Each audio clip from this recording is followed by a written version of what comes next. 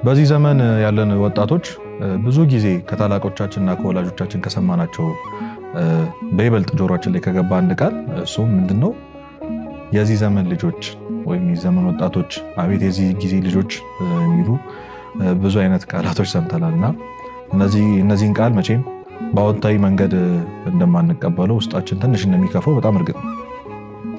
ለምንድን ነው ይሄ ወጣት በታላቆቹ በወላጆቹ ወይም ከዚህ በፊት ባሉት ሰዎች ትላልቅ ሰዎች ብዙ ነገር እንደጎደለው የሚወራው? ለምንድን ነው? ምንድነው የጎደለ? ምንድነው ያጎደለው? ለምን በጣም ብዙ ሱስ ውስጥ ያሉ ወጣቶች የበዙት? ለምን በጣም ኬርለስ የሆኑ ብዙ ራሳቸውን የሚያጠፉ ወጣቶች ለምንድን ነው የበዙት?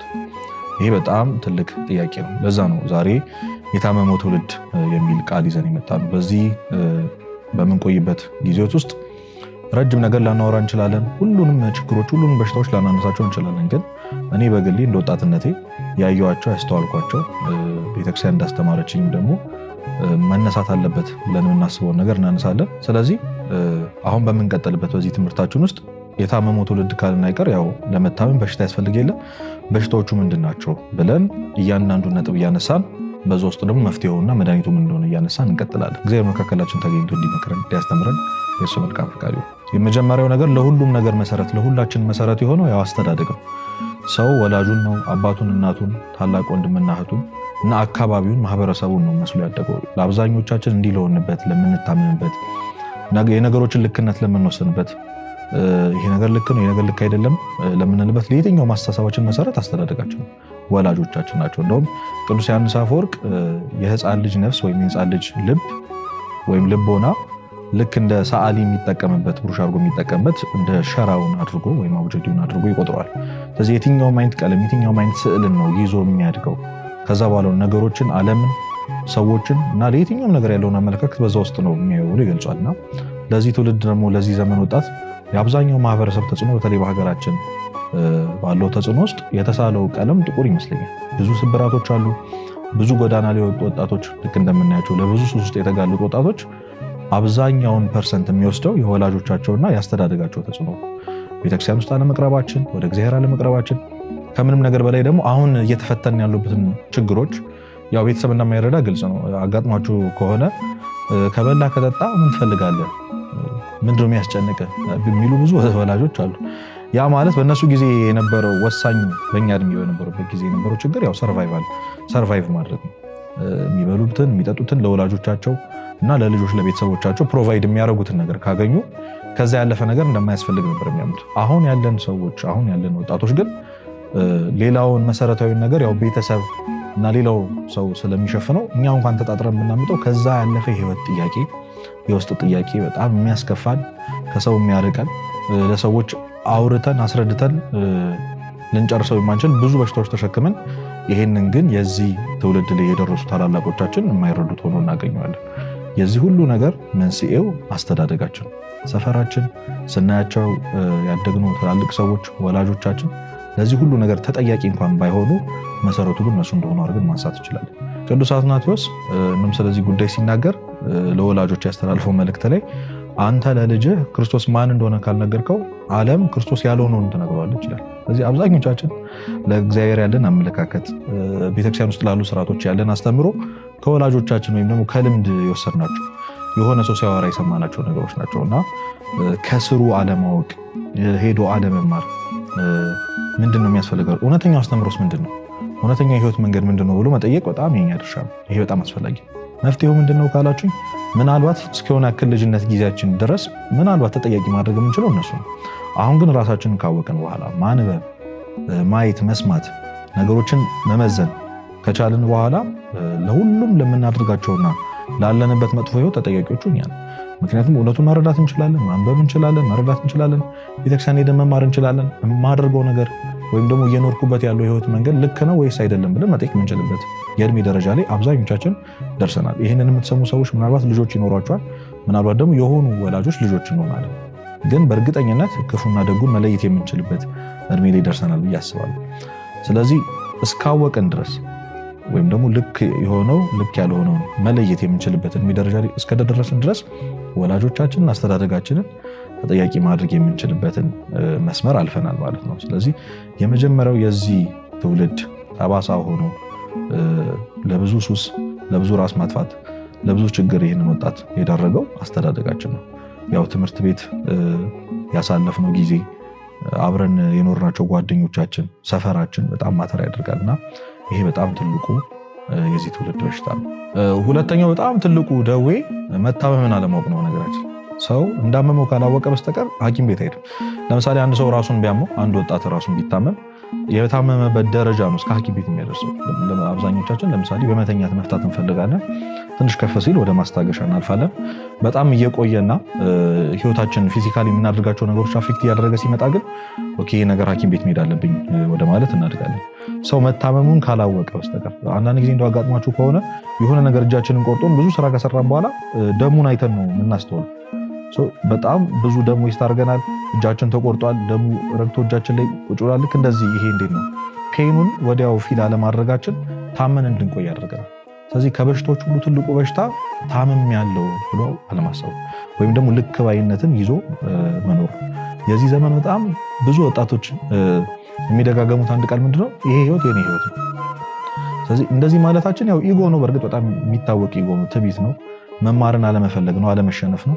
ስለዚህ የሆነ ሰው መጥቶ እንዳይመክርን፣ እውነቱን እንዳይነግርን፣ ታመሃል እኮ መባል አንፈልግ። በዚህ ነገር ላይ ሁለት ነገር ማንሳት እንችላለን። ለምሳሌ አሁን የመጀመሪያው መደንዘዝ ነው፣ የህሊና መደንዘዝ። ድሮ በጣም የሚያሳፍሩ የነበሩ ነገሮች አሁን እንደ ቀልድ አይደለ፣ በየኮሜንቱ፣ በየቪዲዮ፣ በየሜሙ ቀልድ አድርገን መስማት ጀምረናል፣ መሳቅ ጀምረናል። ሀሳቡ ሲመጣልን ምናማተብ የነበረው ምንደነግጥ የነበረው በጣም ያሳፍረን የነበሩ ሀሳቦች ቀልዱ ነው። የህሊና መደንዘዝ ማለት ነው። ከተጠያቂነት ርቀናል። ይሄ እንዴት ነው? ኖርማል ነው፣ ምን ችግር አለው? ካላደረግኩት ብናገረው ባስበው ምን ችግር አለው ወደ ማለት አድገናል። ከምን ነገር በላይ ደግሞ ድሮ እንሰራቸው የነበሩ ካደረግናቸው በኋላ በጣም የተጠያቂነት ስሜት ውስጣችንን ያስጨንቀን የነበረ ልክ የመጀመሪያ ሲሆን፣ አሁን ግን ለምደነው በብዙ ሱስ ውስጥ ያለን ወጣቶች ይህንን እንረዳለን ብዬ አስባለሁ። ካደረግን በኋላ እናለቅስ ነበረ፣ እግዚአብሔርን ስናስብ፣ ቤተክርስቲያንን ስናይ። አሁን ግን በጣም ኖርማል ነው። ምንም ፊል ማድረግ እስከማንችል ድረስ ስሜቱ ውስጣችን ገብቶ የሚበረብረን ያ የድሮውን ጊዜ እስክናጣ የልጅነት መንፈሳችን እስክናጣ ድረስ ደርሰናል። እና ልክ አይደለሁም እንደማለት የሚያድን ነገር የለም። ወጣቶች ልክ አይደለሁም። ለዛ ነው አሁን በጣም ሪሌት የሚያደርግ ነገር ነገሮች። ለምሳሌ ቲክቶክ ስክሮል እያደረግን ቃለ እግዚአብሔር የሚናገር አንድ ሰባኪ ሲመጣ አባቶች ሁላችን የምናውቃቸው ይኖራልና ቶሎ ብለን ስክሮል ምናደርግ መመለስ እንኳን አንፈልግ። ትንሽ የሼም ስሜት እንዳይሰማ እንደውም አንዳንዶቻችን ላይክ አድርገን እናሳልፋለን። ሀሳቡን መስማት አንፈልግም። ለምንድነው ካላችሁኝ በጣም ብዙ ቦታ የተናገርኩት ቃለ እግዚአብሔር ሶስት ነገር ነው ይላሉ አባቶች። ብርሃን ነው፣ መስታወት ነው፣ ከዛ ሰይፍ ነው ይላሉ። ብርሃን ነው ማለት በዚህ በጨለማው ስለተቀመጥን አሁን ላለን ወጣቶች፣ አሁን ላለን ምዕመናን ቃለ እግዚአብሔርን መስማት ያበረዋል።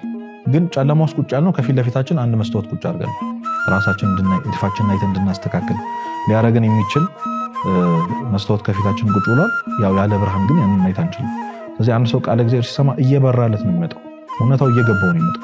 እውነታው ሲገባው ግን ከፊት ለፊት ያለውን መስታወት ሲያይ ራሱ ላይ ያለውን እድፍ እንዴት እንደቆሸሸን እንዴት እንደቆሳሰልና በጣም ይዘገንን ነገር ሊያይ ይችላል። ያንን ማየት ስለማንፈልግ ብቻ ቃለ እግዚአብሔር መስማት አንፈልግም። ምክንያቱም እውነታውን ስለሚያውቅ እንዴት ከእውነተኛው መንገድ በብዙ ርቀት እንደተጓዘ መመለስ ስለማንፈልግ ኢግኖር አድርገን መሄድ የምንፈልገውና ብርሃኑን ካበራልን በኋላ ከዛ በመስታወትነት ደግሞ ራሳችን፣ መልካችን፣ መታመማችን፣ መቁሰላችን ያሳየናል። ያን ጊዜ እንደ ሰይፍ ሆኖ ልባችን ይወጋናል። ስለዚህ ብዙዎቻችን ቃለ እግዚአብሔር ስንሰማ በጣም አፕሪሼት የሚደረግ ስሜት የሚሰማን ከሆነ በትክክለኛ ቃለ እግዚአብሔር አለ የሚሰማ ሊያስለቅሰን ይገባል፣ ልናፍር ይገባል። ምን አይነት ህይወት ነው እየኖርኩ ያለሁት? እውነት ልኖረው የሚገባው ህይወት ይሄ ነው የሚል ጥያቄ በጣም መጠየቅ ያስፈልገናል። እንዴት ኖርማል ይሆናል? እንዴት ምንም ነገር እንዳልተፈጠረ በጠዋት ተነስተን ህይወታችንን ኖረን ደግሞ ተኝተን ከዛ ያንን ህይወት ወደ መድገም እንዴት እንሄዳለን? እውነት እየኖርኩ ያለሁት ህይወት ትክክለኛ ህይወት ነው ወይ ብሎ ማሰብ ያስፈልጋል። እግዚአብሔርስ ያው እግዚአብሔር የፈጠረን እኮ ታውቃለች፣ ለሱ ነበር፣ እሱ እንድናገለግለው ነው። ግን እግዚአብሔርን አገልጋይ አድርገን እየቀጠርን እየኖርን ያለ ነው። አብዛኞቻችን እግዚአብሔር የምንፈልገው ለጥቅም፣ ግን እሱ ከኔ ምንድን ነው የሚፈልገው? እግዚአብሔር በእውነት እዚህ ምድር ላይ ያመጣኝ ምን አይነት ህይወት እንድኖር ነው የሚለው ነገር በጣም በጣም ወሳኝ ጥያቄ ነው። እነዚህን ጥያቄዎች እግዚአብሔር እንግዲህ ያው መመለሳችን የሚፈልገውና በየትኛው መንገድ ውስጥ እኛን ለማስተማር እኛን ለመመለስ ብዙ ቀዳዳዎችን ፈልጎ ገብቶ ያውቃል። ይህንን ቃል ስትሰሙ የመጀመሪያችሁ አይደለም። ቃል እግዚአብሔር ስንሰማ የመጀመሪያችን አይደለም። መለወጥ ለምን ያቃተኝ? ለምንድነው መለወጥ ያቃተኝ? ያንን ማለት ያስፈልጋል። እንደውም አንድ ሳይኮሎጂስት ምን ይላል? ሁልጊዜ መለወጥ የምትፈልጉ ከሆነ አንድ ጊዜ ጨለማ ክፍላችሁ ውስጥ ቁጭ ብላችሁ አንድ ሪማርክብሊ በደንብ ሁልጊዜ እየጎዳኝ ያለ መጥፎ የሆነ ነገር እግዚአብሔር የሚያሳዝን አንድ ነገር ግን በየቀኑ ማድረገው ነገር ምንድነው ብለህ ራስን ጠይቅ። ሰው ጄኒዩን ሆኖ ከልቡ ራሱን አንድ ጥያቄ ከጠየቀ መልሱን ሁልጊዜም ቢሆን ያገኛል። ያንን መልስ ከመንፈስ ቅዱስ ከእግዚአብሔር ያገኛል። እኛ መጠየቅ አንፈልግም። ብንጠይቅ እንኳን መልሱ እስኪመጣ ድረስ መታገስ አንፈልግም። ምክንያቱም መልሱ ልክ አይደለም ወይም ታማሃል መዳን አለብህ የሚል ስለሆነ፣ ስለዚህ ከልክ ባይነት ወጥተን መታማችን አውቀን ሐኪም ቤት ወደ ተባለችው ወደ ቤተክርስቲያን ልንሮጥ ይገባል። ይሄ በጣም ወሳኝ ነው። ሌላኛው ያው ቤተክርስቲያንን አለማወቅና ከስርዓቷ መራቅ ነው። የመሳለም ችግር ያለበት ሰው አለ ብዬ አላስብም። ሁላችንም እሑድ ጠዋት ተነስተን 2 ሰዓት አካባቢ ላይ ተሳልሞ ትንሽ ቆይቶ መሄድ ትንሽ ሪሊፍ የሚሰጥ ነገር ነው። ሳምንቱ ሙሉ ባንሄድ ያቸው የተሳለምናት መሳለም እረፍት ሰጥታን እንውላለን። ይሄ ግን ትክክል አይደለም። ቤተክርስቲያን መረዳት ያለባቸው ቤተክርስቲያን ስርዓቷን፣ ህጓን፣ ዶግማዋን፣ ቀኑኗን በደንብ መረዳት ያለባቸው ቤተክርስቲያን አገልጋዮች ብቻ አይደለም፣ እያንዳንዳችን። ለምሳሌ አሁን ይህንን የምናዳምጥ ምዕመናን 5ቱ አዕማደ ምስጢራት ምንድን ናቸው ብጠይቅ መመለስ የምንችለው ሰዎች በጣም ጥቂት ነው የምንሆነው። 5ቱ አዕማደ ምስጢራትን አሁን ይህንን የምንሰማ ሰዎች ባለንበት እድሜ አለማወቅ ማለት የአንድ 12ኛ ክፍል ተማሪ ወይም የካምፓስ ተማሪ 4ቱን የሂሳብ ስሌት አለማወቅ እንደዛ ተደርጎ የሚቆጠሩ በዚህ ልክ መውረድ ነው ማለት ነው። ስለዚህ ሙሽራ የተባለችውን ቤተክርስቲያን የተባለችውን ስርዓቷን፣ ደግሟን፣ ቀኖኗን ከምንም ነገር በላይ የምታስተምረውን ትምህርት ለማወቅ መጓጓት ያስፈልጋል። አብዛኛው ወጣትን ከዚህ ይራቅ። ለቅዱስ ቁርባን፣ ለንስሐ፣ ለብዙ ስርዓቶች ያለን አመለካከት ቅድም እንዳልኳችሁ ከወላጆቻችን ከማህበረሰቡና እንዲሁ በወሬ አይነት የሰማነው ነው እና ጥራዝ ነጠቅ የሆነ እውቀት ያለን ሰዎች ነው ያለነው። ስለ ሃይማኖታችን ቆመን መከራከር አንችልም። አብዛኛው ወጣት ወደ ምንፍቅናና እግዚአብሔርን ወደ መካድ ከቤተክርስቲያን ወደ መውጣት የሄደው ቤተክርስቲያንን አስረግጦ ካለማወቅ የተነሳ ነው። ስለዚህ ይሄ ትውልድ ለዚህ ቅድም ላልናቸው ብዙ በሽታዎች ወይም ደግሞ የታመሙ ትውልድ እንዲባል ያደረገው የቤተክርስቲያን እውቀት በውስጡ ስለሌለ፣ በቤት ውስጥ ስለሌለ፣ የማወቅን ፍላጎት ስለሌለ። ስለዚህ መሰረታዊ የሆኑ ነገሮችን ማወቅ ያስፈልጋል። እኔ ኦርቶዶክስ የሆንኩት ለምንድን ነው? ምን የተለየ ነገር ኖሯት ነው? እዚህ ምድር ውስጥ ካሉ ሃይማኖቶች ሁሉ እዚህ ሃይማኖት ላይ ተጠብቄ መኖሬ የሚያድን ነው ያልኩበት ምክንያት ምንድን ነው ብዬ ራሴ መጠየቅ አለብኝ። ስለዚህ ያንን ራሳችንን እየጠየቅን ቤተክርስቲያንን ከልቤ ላውቅ ይገባል። ፈርዘር ጠልቄ እንኳን እንደ ሊቃውንቱ ባላውቃት መሰረታዊ የሆነውን የቤተክርስቲያን እውቀት ማወቅ በጣም ተገቢ ነው። ይሄ ማለት ግን ቤታችን ቁጭ ብለን የሆነ መጽሐፍ እንድናገላብጥና ቪዲዮችን እያየን በራሳችን ተነሳሽነት ቤተክርስቲያንን እንወቅ ማለት አይደለም። ምክንያቱም ያው ጠላት ዲያብሎስ ብዙ የሚያሳስተው ነገር ስላለ ብዙዎች መጽሐፍ ቅዱስን የቤተክርስቲያን አባቶች ትምህርትን በራሴ መረዳት እችላለሁ ብለው ስላሰቡ ዛሬ ከዚህ ቤተክርስቲያን ይወጡት። ስለዚህ ምን ላድርግ ካላችሁ ቤተክርስቲያን ወጣቶችን ለማስተማር ምዕመናን ለማስተማር ያስቀመጣቻቸው ብዙ መዋቅሮች አሉ። የመጀመሪያው እኔም መሰረት ለኔ ህይወት መሰረት የሆነችው የመጀመሪያው ሰንበት ቤት ነው። ሰንበት ቤት በመግባት ለምሳሌ የወንድማዊ ፍቅርን እናውቃለን። ከብዙ ክፉ ልማዶች መነጠል እናውቃለን። ቤተክርስቲያን ወንጌልን በትክክል እንማራለን። የቤተክርስቲያን ትምህርትን መሰረቱ የሆነ ትምህርትን በደንብ እንድናውቅ ትረዳናለች። ስለዚህ ሰንበት ቤት የመጀመሪያው በየትኛውም የእድሜ ክልል ውስጥ ብትሆኑ መሄድ አለባችሁ፣ መሄድ አለብን፣ መመዝገብ አለብን። ከታች ጀምሮ እስከዛሬ ድረስ ያላወቅነውን ቤተክርስቲያን እንዴት ጥልቅ እንደሆነች እንዴት ውብ እንደሆነች ልናውቅ ይገባል። ምን እንዳመለጠን እስከዛሬ ድረስ በእውነት የእውነት እየኖርን እንዳልሆነ የሚገባል በትክክል መማር ከጀመረ። ሌላኛው ደግሞ ያው የአብነት ትምህርት ነው። እዚህ ትምህርት በጣም ወሳኝ ትምህርት ነው። በተለይ ለወንድሞች ደግሞ በክህነት አገልግሎት ማገልገል ለምንፈልግ ልጆች በጣም ወሳኝ ነው።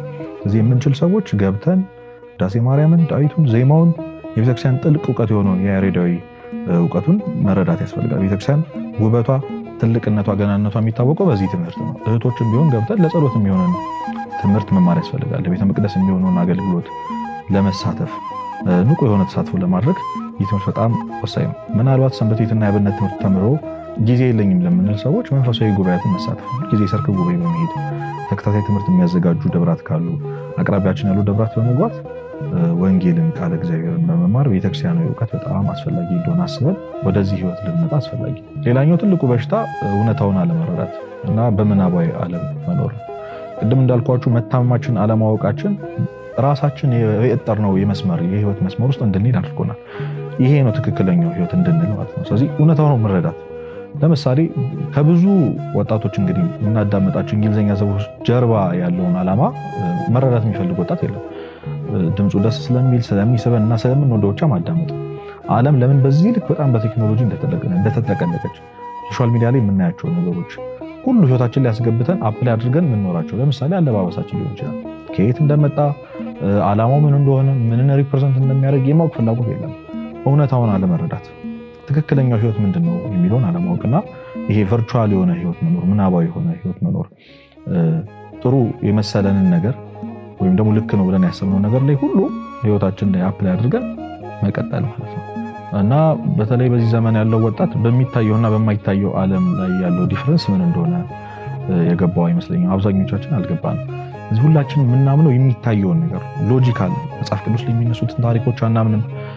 እግዚአብሔርን ማመን የሚባሉ ነው። ለምሳሌ አንድ ሰው የቤተክርስቲያን ሰው መጥቶ ሊመክረን ይችላል። ካለንበት ችግር እንድንወጣ እንዲሁ ነው ያለህን ነገር አሁን ያለበትን ነገር ለእግዚአብሔር አሳልፈህ ስጠው፣ ምንም ጥረት አታድርግ ሲለን ማመን አንፈልግም፣ ውስጣችንም አይቀበልም። ምክንያቱም እኛ የምናምነው የሚታየውን ዓለም ወይም ይሄ እንዴት ነው ሎጂካል ሆነናል። እንዴት ይሆናል? ይሄ የሚያሳየው በጣም ከቤተክርስቲያን ከመጽሐፍ ቅዱስ ከእግዚአብሔር መራቃችን ነው፣ መታመማችን ነው የሚያሳየው። አብዛኛው በዚህ ዘመን በዚህ ትውልድ ላይ ያለው ወጣት ነገሮችን ሎጂካል የሚወስድ ሰው ወይም ደግሞ ያየሁት ነገር ካልሆነ የሰማሁት ነገር የዳሰስኩት ነገር ካልሆነ በአምስቱ የስሜት ሕዋሶቼ ሴንስ ያደረጉት ነገር ካልሆነ እውነት አይደለም ወደሚል ደረጃ እስከምንደርስ ድረስ። ለዛ ነው በጣም በብዙ ካምፓሶች ብዙ ወጣቶች እግዚአብሔር የለም የሚለውን ኤቲስት እስከመሆን ድረስ የደረሱት። አሁን ብዙ አስተውለናል እና ሎጂካል ከመሆን የተነሳ ሞኝነት ነው። ለምሳሌ በሪሊጅን መታጠር፣ በሃይማኖት የታጠረ ሰው መሆን፣ የተገዛ ሰው መሆን፣ ከሃይማኖት በታች መሆን፣ ይሄ እንዲህ ነው ይሄ እንዲያድርግ ከሚል ነገር የተላቀቅኩ ነፃ ሰው ነኝ የሚለውን ፍልስፍና ህይወታችን ላይ አፕላይ አድርገን የምንኖር በጣም ብዙ ሰዎች ያለነው እና እውነታውን አለመረዳት፣ ልክ ነው ብለን ያሰብነው ነገር ልክ እንዳልሆነ ልክ ሊሆን ይችላል ወይስ አይደለም የሚለውን ጥያቄ ራሱ አለመጠየቃችን ሌላኛው የዚህ ትውልድ ትልቁ በሽታ። ልክ ነው ብለን ያሰብነውን ህይወት ሁላችንም የተከተልን ስለሆነ ሌላ ህይወት ይኖራል ብለን አናስብም። ብዙ ነገር ውስጣችን ይፈልጋል። በብዙ ነገር መርካት እንፈልጋለን። ያው በሚቀጥሉት ኤፒሶዶች ወይም ተከታታይ ትምህርታችን ውስጥ ስለምናነሳው ፈርዘር አልገባበትም። ግን ሁላችንም ፐርፐዛችን ነው፣ አላማዊ ነው፣ ፓሽኔ ነው ብለን የምናስበው ህይወት ላይ ገብተናል። ይህንን ህይወት እግዚአብሔር ይወደዋል አይወደውም፣ የእግዚአብሔር ፈቃድ ነው አይደለም የሚለው ጉዳያችን ለአብዛኞቻችን ጉዳይ አይደለም። እግዚአብሔርን ህይወታችን ውስጥ ማስገባት የሚለውን ነገር አለመን። ውስጣችን እረፍት የለም። ብዙ ነገር አድርገናል፣ እረፍት የለም። አሁንም የምንሞክረው ግን ስኬታማ ያደርገኛል ብለን የምናስበው ቁሳዊ ወይም ደግሞ ዓለማዊ የሆነ ነገር። ለዛ ነው ሊቁ ኦግስቲን በጣም የታወቀ ጥቅስ ያለው ጌታችን ሆይ ለአንተ ፈጥረህናልና አንተን እስክናገኝ ድረስ ለልባችን እረፍት የለውም ይላል። ስለዚህ እውነተኛ እረፍት የሚገኘው ራሱ ክርስቶስን በማግኘት እሱን በመረዳት ነውና ትክክለኛውን የህይወት ትርጓሜ ስላላወቅን እውነታው ስላልገባን እንግዲህ በብዙ ነገር ውስጥ እየባከንን ያለን የታመመን ትውልዶች ነን። ሌላኛውና በጣም ወሳኙ ነጥብ ዓለም ጠፊ እንደሆነች አለማሰብ ነው። ዓለምና ምኞቷ ያልፋሉ ይላል መጽሐፍ ቅዱስ። ሁላችንም ረጅም ዓመት እንደሚኖር ሰው እንደውም ጆርናል ስናደርግ አንዳንድ ሰዎች ምክር ብለው ሲነግሩ እንዴት ነው የዛሬ 5 ዓመት ምድር መሆን የምትፈልገው፣ የዛሬ 10 ዓመት ሆነ ሰው የምትፈልገው። ስለዚህ ቪዥን ቦርድ በጣም ፕላን ማድረግ፣ እነዚህ የመሳሰሉት ነገሮች አሉ። ይሄ የሚያሳየው ሞት ቅርብ እንደሆነ አለመረዳት ወይም ደግሞ ይህ ዓለም እንደሚያልፍ አለመረዳት። የሰው ልጅ ምኞት እንግዲህ አያልቅ ታውቃላችሁ። የሆነ ሸለቆ ሙሉ ወርቅ ቢኖረን ሌላ ሸለቆ ሙሉ ወርቅ እንፈልጋለን። ቤት ቢኖረን ከዛ የተሻለ ቤት መደርደር እንፈልጋለን። መኪና ቢኖረን የተሻለ መኪና እንፈልጋለን። የሰው ልጅ ምኞት መቼም አያልቅ። የሰው ልጅ ምኞት ሳይሆን የስጋ ምኞት መቼም አያልቅ። ይሄንን ነው መረዳት ያቃተና ብዙ ወጣቶች የምንጨነቀው የማያልፍ የመሰለን ነገሮች ሁሉ ከነዛ ነገሮች መጽናናት ያቃተን እንደሚያልፍ ይህች አልፋ ክርስቶስ እንደሚመጣ እኛም ወደ መንግስተ ሰማያት እንደምንሄድ ከእሱ ጋር ለመኖር እንደምንዘጋጅ እውነተኛው የሆነ እውቀት በልባችን ውስጥ ያለ። በዚህ ስንኖር ነገ እንደሚኖር ሰው የምንኖረው እንደሚሞት አይደለም። ለዛ ነው መዘጋጀት ያቃተን። አብዛኞቻችን ስለ ንስሐና ስለ ስጋው ደግሞ ወደ ቤተክርስቲያን ስለመቅረብ ወደ እግዚአብሔር ስለመቅረብ እውነተኛ ሰው ስለመሆን ሲነሳ ምክንያቶችን የምንደረድረው ሞት የሚባለውን ነገር አለማለት። ላስት ታይም የምናደርጋቸውን ነገሮች ሞት ቢመጣ ኖሮ ብለን ሬዲ የምንሆንባቸው ነገሮች አይደሉም። ለምሳሌ አንድ አባት እንግዲህ በጣም አዋቂ ናቸው፣ በጣም እውቀት አላቸው። ሁልጊዜ ግን ከማስተማር መማርን ይመርጡ ነበር። ቅድስና አላቸው፣ ህይወት አላቸው እና ደቀ መዝሙሮቻቸው በጣም ነበር ግራ የሚጋቡት። አንድ ቀን ግን ተሰብስበው ሄዱን አባታችን ሆይ እንደው ለምንድን ነው ሁልጊዜ የታቸው ነው የሚማሩት? ለምንድን ነው እርሶ የማያስተምሩት? ለምንድን ነው ቅዱስ ናችሁ እርሶ ከኛ ጋር መቀላቀል አይፈልጉም? ለምንድን ነው ለብቻው የማይኖሩት ብሎ ሲጠይቋቸው መልአከ ሞት ሲመጣ ወይም ደግሞ ሞት መጥቶ ሲወስደኝ እግዚአብሔር ምን እያደረገ አገኘው ሲባል እንዲመለስልኝ የምፈልገው አንዱ መልስ እየተማረ አገኘሁት መባል ስለምፈልግ ነው። እዚህ ለመጨረሻ ጊዜ እያደረግን መሞት የምንፈልገው ነገር ምንድን ነው? ምሳሌ መስጠት ይችላሉ። የዛሬ 3 ቀን በአንድ በሽታ ምክንያት ያው ሐኪም በደንብ ስለምናምን ከ3 ቀን በኋላ ትሞታለህ ወይም ትሞቻለሽ ብንባል የመጀመሪያው የምናደርገው ነገር ምንድን ነው? ያው ወደ እግዚአብሔር መቅረብ። በእርግጥ ስለምንፈራ ነው። ሲኦልን እሳትን ስለምንፈራ ገሃነም ላይ መጣል ስለማንፈልግ ነው። ለዛ ከዛ ተነስተን ያው ንስሐ መግባት ፈልጋለሁ፣ እስከው ደግሞ ገዳም መሄድ ፈልጋለሁ። ከዛ ሰዎችን ማስደሰት ያለኝን ነገር ለሰው መስጠት ነው አብዛኞቻችን መልስ የሚሆን። ታዲያ ነገ እንደማንሞት ማን ቃል ገብቶልን ነው ዛሬ እንደዚህ ነፃ ሆነን እየኖርን ያለነው? ይሄ በጣም ትልቁ ጥያቄ። ነገ እንደማንሞት ማን ነው ቃል ይገባል? ነገን ማን ነው ቃል ይገባላችሁ? እንደማንሞት የነገረን ማን? ይሄ በጣም ወሳኝ ነጥብ። እዚህ ዓለም እንደምትጠፋ እንደዚህ እንደማትቀጥል የሰበሰብነውን ነገር ሁሉ አብሮን ወደ እግዚአብሔር እንደማይከተለን ታምናላችሁ? ይሄ ሁሉ የደከምንበት ነገር፣ ይሄ ሁሉ ነገር ሳክሪፋይስ ያደረግንበት ጓደኞቻችን ሳናገኝ፣ ቤተሰቦቻችን ሳናገኝ፣ ከምንም ነገር በላይ ዘወትር የሚናፍቀን እግዚአብሔር ትተን ያካበትነው ሀብት ተከትሎን እንኳን መቃብር አይገባም። ተከትሎን አፈር ውስጥ አይመጣም። ምናልባት ደረሰ ብለን ያሰብነው ቀን ሳይደርስ እኮ ልናልፍ እንችላለን። እንደውም አንድ በጣም ፌመስ የሆነ ጥቅስ አለ አይደለ? ምናልባት እንደዚህ የምንጨነቅለት ህይወት እኮ እኛ ማንኖርበት ህይወት ሊሆን ይችላል። ነገ ብለን የምናስባት ያቺ ነገር ምናልባት እኛ የለንበት። እንደሚሞት ሰው መኖር የምንጀምረው መቼ? እንደሚሞት ሰው። ትዝ አይላችሁም የሉቃስ ወንጌል ምዕራፍ 16 ላይ የተጠቀሰው የባለጸጋው ነውና የአልዓዛር ታሪክ። ባለጸጋው አንድ ፍርፋሪ እንኳን ሳይሰጠው አልዓዛር ደግሞ ቁስለኛ ሆኖ የሱን ፍርፋሪ እየተመኘ ከኖሩ በኋላ ሁለቱም እንግዲህ በነፍስ ዓለም ይገናኛሉ። አልዓዛር በአብርሃም እቅፍ ሆኖ ያ ባለጸጋ ደግሞ በእሳት ውስጥ ሆኖና ሄዶ ይጠይቀዋል። ለጥማቴ የሚሆን አንድ ጠብታ አልዓዛር በጣቱ ይዞልኝ እንዲመጣ እባክህ ላክ ብሎ አብረን ይነግረዋል። ብልክልህ ደስ ይለኝ ነበር፣ ግን በመካከላችሁ ያለው ጉድጓድ፣ በመካከላችሁ ያለው ክፍተት በጣም ሰፊ ነው፣ ያንን ማለፍ አይችልም ይለዋልና እና ከዛ በኋላ በጣም የሚናገረው ነገር ያስደንቃቸዋል። ስለዚህ እንደኔ ሆኖ የሚኖሩ ሌላ 5 ወንድሞች አሉኝ በምድር። ስለዚህ አንዴ ፍቀድልኝና ሄጄ ልንገራቸው፣ ላስተምራቸው፣ ህይወት ይሄ እንዳልሆነ ልንገራቸው ይላል። ይሄ ግን እድል የለም። ምናልባት ለዚህ ወጣቶች በዚህ ወጣትነታቸው ያለፉ የምናውቃቸው ሰዎች ወይም የሞቱ ሰዎች መጥተው ቢነግሩ እውነታው አሁን በህይወት ያለን ሰዎች ስንነግር እንግዲህ ያልተሰማን መምህሮቻችን ቤተክርስቲያን ስታስተምር ሞት አለ ቅርብ ነው በነስት ነገርን ያልሰማን ሰዎች ምናልባት የሞቱ ሰዎች ቢመጡ እንደውም አንድ ቅዱስ ይህን ነገር ሲናገሩ በሲኦል ያሉ ነፍሳት ከእግዚአብሔር የሚመኙት ትንሽ ደቂቃን በምድር እንዲያኖራቸው፣ ትንሽ ደቂቃ ኢን ሚሊየንስ የሚቆጠሩ በጣም ብዙ ነፍሳት አሁን በሲኦል የሚገኙ ነፍሳት እግዚአብሔር እንዲሰጣቸው የሚፈልጉት ወደ መንግስተ ሰማያት እንዲያስገባቸው አይደለም። ነገራችን በምድር ቢያንስ ለትንሽ ደቂቃ መቆየት ያችን አሁን እኔና እናንተ አልጋችን ላይ ተኝተን ወይ ስራ እየሰራን ወይ የሆነ ስክሮል እያደረግን ወይ ይህን ተኝተን ይህን ቪዲዮ እየሰማን ያለንበትን እያባከንን ያለነው ትንሽ ደቂቃ በብዙ የሚቆጠሩ በሲኦል ያሉ ነፍሳት የሚፈልጉት ንስሐ ለመግባት ነው። ታምናላችሁ? ንስሐ ለመግባት። ምክንያቱም ሞት ቅርብ ነው። ይሄ እንደሆነ አላውቅም ነበር ነው የሚሉት። እንደውም በሲኦል ያለው እሳት ከሚቃጠለው ፊዚካል እሳት በላይ ይላሉ አባቶች የጸጸት የቁጭት እሳቱ ይበልጣል። ምክንያቱም አንድ ሰው ይጸጸታል፣ ይቆጫል። የሆነ ነገር ልናገኝ ስንል ባለማግኘታችን ያንን እድል ያንን ሁኔታ ባለመጠቀማችን ለብዙ ጊዜ ልንቆጭ እንችላለን። ግን ዓመት ሙሉ አንቆጭም፣ ዓመት ሙሉ አንጸጸትም። ስለዚህ ከሆነ ጊዜ በኋላ ያ ጸጸት ይጠፋል። በሲኦል ያለችው የጸጸት እሳት ግን ለዘላለም እያቃጠላችን ትኖራለች። በፊታችን መንግስተ ሰማያትን እያየን ብሩህን ህይወት እያየን ትንሽ እኮ ያንን መምህር በሰማ ያቺን ቤተክርስቲያን በሰማ በምድር ያለው ወጣትነቴን ለእግዚአብሔር አሳልፌ ብሰጥ ኖሮ ምናልባት እዚህ እሳት ውስጥ አልቆይም ነበር የሚለው ጸጸት ለዘላለም እያቃጠል ይኖራል። መቼም ይህንን ህይወት ለዘላለም መኖር የሚፈልግ ሰው የለም። ስለዚህ ዓለም ጠፊ ናት። አሁን የምታስቡት ለማግኘት በጣም የምንሯሯጥለት ዝና ይጠፋል። እግዚአብሔር ፊት ምንም ስም የለውም። ይሄ ሁሉ ሰዎችን አስቀይመን ወንጀል ሰርተን ኃጢአት ሰርተን ከእግዚአብሔር ርቀን የሥራ ጉዳይ ነው የእንጀራ ጉዳይ ነው ብለን ቤተክርስቲያን እግዚአብሔርን አስቀይመን ያገኘነው ሀብት ተከትሎን እግዚአብሔር ጋር ሄዱ። ለብዙ ጊዜ እግዚአብሔርን የተውንለት ትምህርት ዲግሪያችን ማስተርሳችን መንግስተ ሰማያት ያስገባል። ስለዚህ ይሄ ህይወት እዚህ ህይወት ላይ በጣም ማተር የሚያደርገው በዚህ ምድር ላይ ኖር ነው የንስሐና የሥጋው ደም ነው። ዓለም ትጠፋለች። ምናልባት ነገ፣ ምናልባት ከነገ ወዲያ፣ ምናልባት ደግሞ አሁን። ለዛ ነው ቅዱስ ጳውሎስ የመዳን ቀን ዛሬ ነው፣ ከዛሬም አሁን ነው ያለው። ስለዚህ ዓለም ጠፊ እንደሆነች አስበን ከዚህ ህመም ከዚህ ጠባሳ ተላቀን ልንኖር ግድ ይላል።